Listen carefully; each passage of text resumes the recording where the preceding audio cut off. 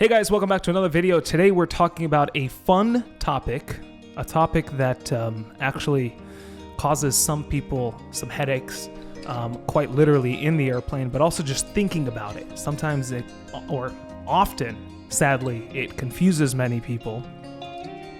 And it's a topic that I find is probably understood close to the least out of many topics in flight training, and my guess is it's because out of all things we train, there's not all that much time left unless we actually spend lesson after lesson doing it.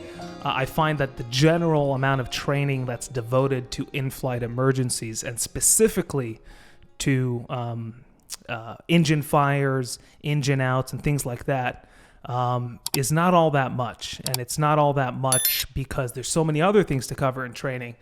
So I figured I'll do a video talking about in-flight emergencies and specifically about losing your engine or having your engine on fire, and maybe a few other emergencies we'll talk about. But the idea here is that hopefully the light I will shed on in-flight emergencies and the way in which I will spin in-flight emergencies from a knowledge standpoint, hopefully that will sort of fill in the gap a little bit, and maybe you'll have an easier time out there in the airplane when actually practicing these things with your instructor, or even better yet, on your check ride. So the first place I want to start with is a saying that you've probably heard before, and this is a true saying in life in general, but I think it fits very nicely into the topic of in-flight emergencies. And that is, write this down. Take your pen and write this down. It goes like this: sometimes we give, and sometimes we take. Let me say that again. Write it down. I want to make sure you pick up your pen and write this down. Sometimes we give, and sometimes, or other times, however it sticks better in your brain, we take. Sometimes we give, sometimes we take. I'm sure you've heard this in life, right? Give and take, give and take, give and take. Sometimes we give, sometimes we take. Another way to put this, another way we could think of this, is sometimes to help someone. Think of a friend of yours in your life. I'm sure we've all of us watching and listening to this video had people in our lives who needed our help at some point. And if you think of all the help you've ever helped people in your life, sometimes the help someone needs is to give them, and other times the help someone needs is to take from them. Okay? So I'm just using crazy inflated examples here just to drive the point home. Let's say someone in your house is sick. You have a sick sibling or a sick parent or whatever it might be. Well, that person, the way in which you gave them or helped them, I gave it away, gave them. The way in which you helped them is by giving. You asked them, what can I do for you? You made them soup. You made them dinner. You gave them medication. You did stuff for them. You gave to them.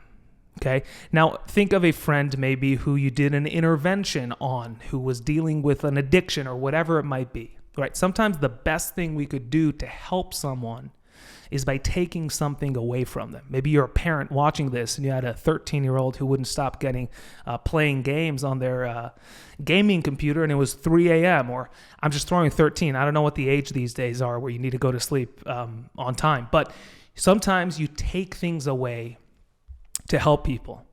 So again, sometimes we give, sometimes we take.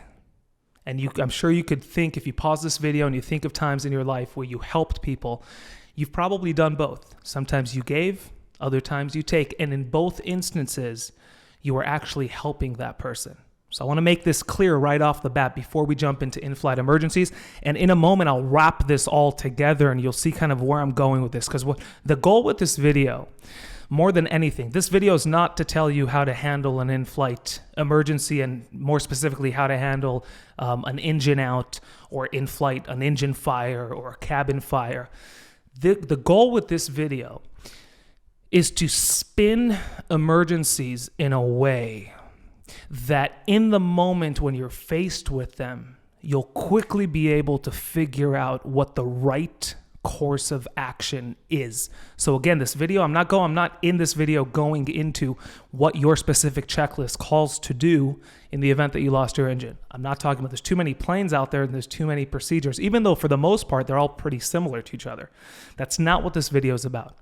What I want to do in this video and the little time we have together is to take your brain and introduce it to maybe a new or a different way of thinking about in-flight emergencies. Okay, so that's kind of the goal with this video. I want to make sense of in-flight emergencies to you to the point where now when you think about them, they don't overwhelm you. They don't throw you off for a loop. They don't confuse you. You're able to see them from a standpoint of strength and confidence as opposed to from a standpoint of fear or confusion, or I'm not sure what it is I need to do in the airplane in that moment. So, sometimes we give, sometimes we take.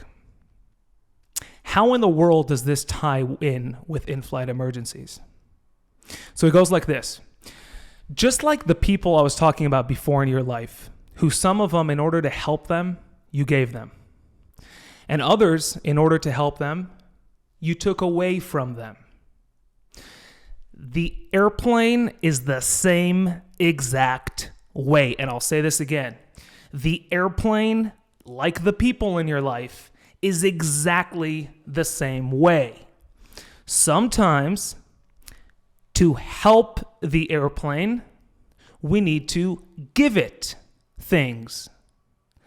Other times, to help the airplane, we need to take things away. And I want you to write these things down because they're very important. They're so easy to miss because this is all so simple. They're so simple that you could easily miss them. Just like with people in your life, sometimes to help we give, other times to help we take. The airplane is the same way. Sometimes we'll be faced with a situation where the best help we could help the airplane with is by giving it stuff. Other times we're faced with situations where the best thing we could do for the airplane, and for ourselves, by the way, is to take things away. Okay, so I want you to keep this in mind. So let me give you an example of each. And this is the most common examples of emergencies that we practice in your private pilot training. The most common being an emergency approach and landing, right? You just lost your engine. What are you going to do about it? So when it comes to this, what I find is people or students without this kind of holistic overview, bird's eye view approach to in-flight emergencies, if people haven't watched this video, which obviously this is the first time this video is coming out, but if someone hasn't talked to me about in-flight emergencies, for instance, and they don't see emergencies this way, let's say they view emergencies as isolated items that your checklist has specific things on it to do and run through in the event that they come up. Emergencies are overwhelming. I mean, if you open section 3 in your POH, abnormal procedures or emergency procedures, and you look through the checklist items, I haven't counted, but I don't know, there's probably 10 on average instances or situations that we call emergencies that you sit there and you go, boy, I need to memorize all these items, right? So some of them, thankfully, are maybe you have some time on your side to where you could open up the checklist. But for the most part, in-flight emergencies like that, they're time sensitive. And these kind of have to be memory items. We have to commit them to memory. But so the point of this video is hopefully at the end of this, you'll be less intimidated by all these things you need to memorize because it's no longer memorizing as much as it is a simple understanding of what in the world we're doing. Okay, that's the point of this video. So back to the examples. Let's start with an example of an instance where we give the plane things in order to help it. And thankfully, the situation where we give the plane things to help it happens to be the most common emergency we practice in our private pilot training, and that is when we lose an engine. Think of what the checklist calls to do. And you don't need the checklist for this as much as you could follow along with me from a common sense standpoint. You're flying along and we lost our engine. Common sense says or dictates that there's multiple possibilities as to why that happened. Now, the idea here is in the moment that we lost our engine, we don't know what the reason that our engine went out, what that reason is. We don't know. We're puzzled for a moment, a brief second, hopefully not more than a moment. And then we get to work. We get to work trying to get our engine back. Now, here's a caveat. This depends on how high above the ground we are. So, if you fly Cirruses, you might have a parachute. You might want to pull it immediately, depending on your proximity to the Earth's surface. But for the sake of this discussion, let's assume we're cruising at 7,500 feet. Okay, you're on a flight. You're 7,500 feet in the air. And the assumption here is that we do have time to troubleshoot and hopefully help solve the emergency. Okay? So we're at 7,500 feet. We lost our engine. We're puzzled for a moment, and then training kicks in and we get to work. We want to figure out why we lost our engine and what could we do to maybe get our engine back, because it would be a really nice thing if we could get our engine back. I think you would agree.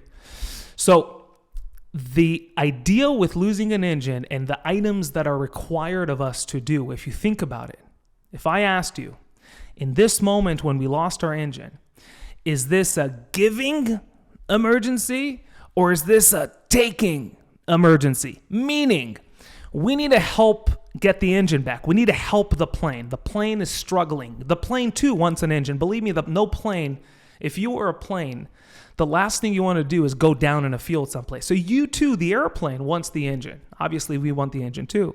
So we want to help the airplane. We want to do whatever we can do to help get the engine back. So if I asked you, is this a moment where we are called to give the airplane things, or is this a moment where we are called to take things away? What would you say? So common sense dictates, if you think about it, common sense dictates, oh, my airplane had an operating engine a moment ago and now it doesn't. Let me see what I could do on my end to give it whatever I have in order to get the engine back, hopefully. So we start giving it stuff. What do we give it? Fuel pump. Check the mixture. Maybe it was a little too lean. Fuel selector, switch tanks. Maybe that tank is not feeding. Maybe let's go to the other tank.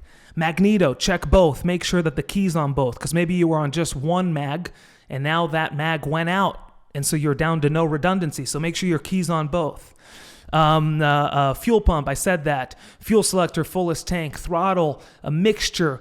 We're busy giving it whatever we could give it in order to get our engine back. If you're flying a carbureted engine, carb heat, right? Give it that heat the carburetor needs to melt the ice. Okay? So if you think about the emergency of losing your engine, it's 100% a giving emergency. It's a moment in time in our life, just like that friend of yours who needed your help and you gave them stuff. Okay? It's a giving moment. On the other hand, to the contrary, let's say you're flying along and there's an engine fire and you see flames shooting out the engine. I'll ask you that same question. Is this a giving moment? Meaning, should we now go and give stuff to the airplane in order to put the flames out? Or is this a taking moment where we're going to take things away for the sake of saving the airplane and ourselves? And the answer is, in this case, it's a taking moment. So what do I mean?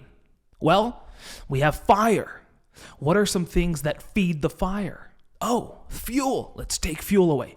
Fuel pump off. Fuel selector to off. Bring mixture cut off. Bring that mixture all the way back. Get the air out, right? We don't want any oxygen in there. Keys to off. Magneto, right? So if you think about engine fire versus engine failure, if you look through your checklist, line by line on the checklist, the things the checklist call for the most part, are the same items, for the most part. But here's an interesting thing. On the engine failure, it's telling you to do what with those items? Engine failure, magnetos, check both. engine fire, magnetos, off. Engine failure, fuel selector, switch tanks. Engine fire, fuel selector to off. Mixture, engine failure, maybe give it a little mixture. Maybe it was too lean, it cut out. Engine fire, idle mixture cut off. It's the same items, but on the one hand, on the one instance with engine failure, it tells us give, give, give, give. On the other hand, with engine fire, it tells us take, take, take, take. Pretty much the same items. Think about it. It's fascinating. Okay, it's fascinating. It fascinates me, these things. It's very interesting.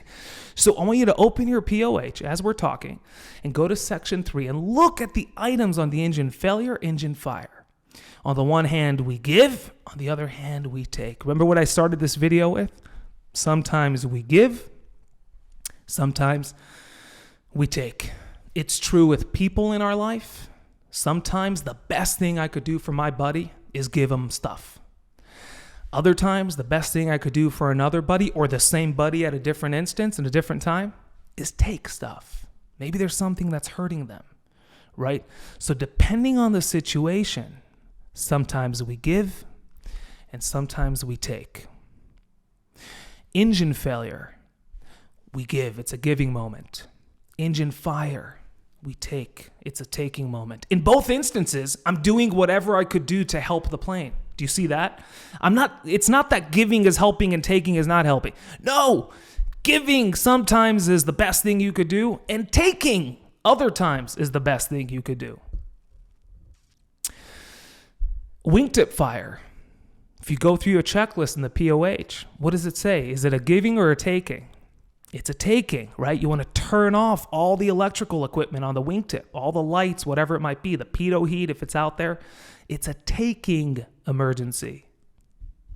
Okay? Engine failure, it's a giving emergency. Now, if you're following where I'm going with this, eventually, let's follow an engine failure all the way to the ground, and I want to walk you through how we could go sometimes from giving to taking in the same emergency. And this is I want light bulbs going off in your head. So we're flying at 7,500 feet, and we lost our engine. Boom, we're not 500 feet over the ground, so we have some time. It's a giving moment in our life. Let's give the plane stuff. Fuel selector, both. Mixture, throttle, magneto, the key, make sure it's on both. Let's give it stuff. If we give the plane stuff, alternate air, whatever it might be, if we give the plane stuff and it's just nothing's working, we lost our engine. Eventually, we're best gliding our way down towards the Earth's surface to keep energy on the airplane. Eventually, we'll be getting close to the ground. And eventually, there'll be a point in time where the mindset will shift. It will shift from a giving emergency to a taking emergency. Eventually, we'll be gliding and we'll get so close to the ground, or close enough to the ground, to where there'll be a shift in our head and we'll go, okay, I'm done trying to get my engine back. I am shifting my focus to landing this plane safely. Do you see what I'm saying with that? Let me say it again.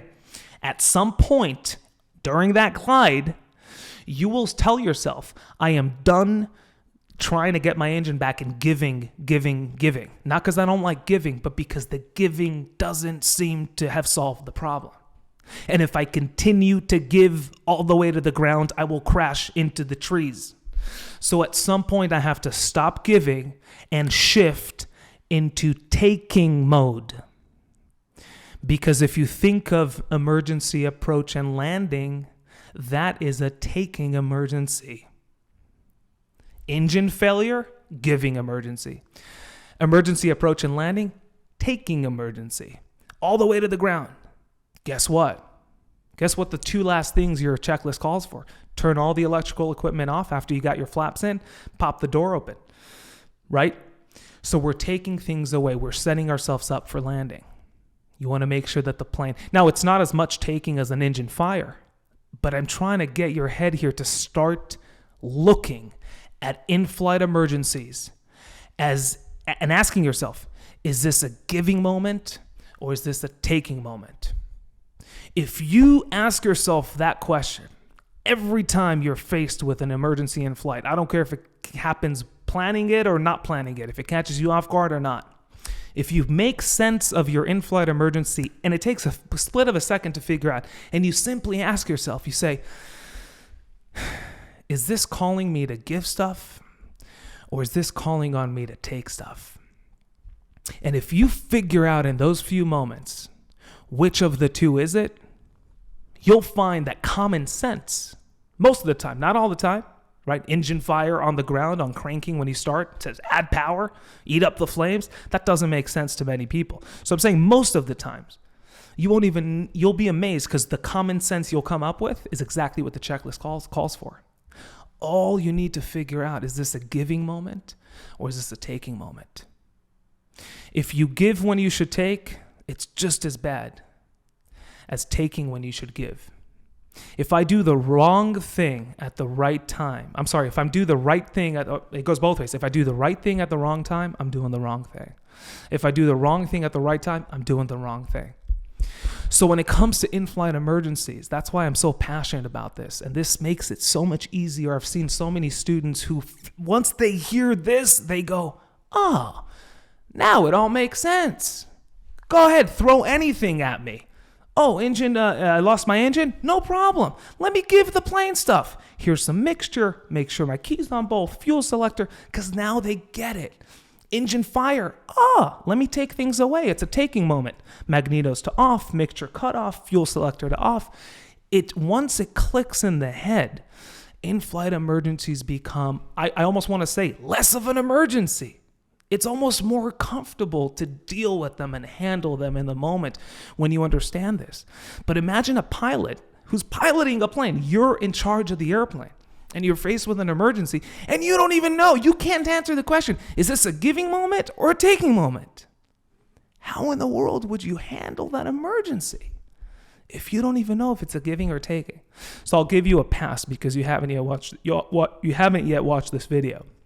But now that you've watched this video and you're hearing me break it down into these two possibilities, is this a giving moment? Is this a taking moment? Sometimes we give, sometimes we take. And just like I walked through the engine out, sometimes giving eventually has to turn into taking. It's not this or that throughout the whole thing. Sometimes we give for a certain amount of time and then we flip a switch in our brain and we transition to taking. Because if we keep giving, it will be just as bad. It's doing the wrong thing because sometimes an emergency calls for giving a certain amount. If that doesn't work, now we transition to taking and we land the airplane in a field. That's literally how it works. Engine fire. What do we start with? Taking. Mixture cut off, keys to off, fuel selector off. Take all the fuel, oxygen, and air away from the fire. We want to suppress the fire. But guess what? Does that transition into giving? No.